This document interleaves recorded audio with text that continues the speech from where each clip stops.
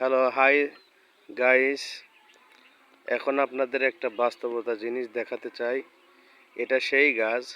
এই গাছটা আমাদের ঐতিহ্য। এখানে অনেক বন্যা হয়েছে, বড় বড় বন্যা হয়েছে, ৯৮ হয়েছে, ৮৮ হয়েছে, কিন্তু এই গাছটা কখনোই একদম ডুবিয়ে যায় নাই। এই গাছটার উচ্চতা প্রায় 10 ফিট হবে, কিন্তু বন্যা প্রায় 15 থেকে 17 ফুট পর্যন্ত উচ্চতা হয়েছে বন্যা। এবং দেখা যাচ্ছে আমরা মাঝে মাঝে নৌকা চালিয়ে এসে দেখেছি এই গাছটার মাথা অল্প হলেও জাগিয়ে থাকছে, কিন্তু এই গাছটা কখনো বন্যার কারণে মারা যায় নাই।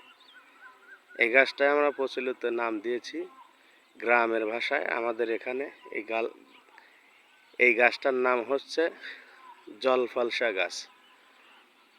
আপনারা অবশ্যই বিস্তারিত জানবেন, অন্য একটা ভিডিওতে আমরা করেছি, আপনারা দেখবেন।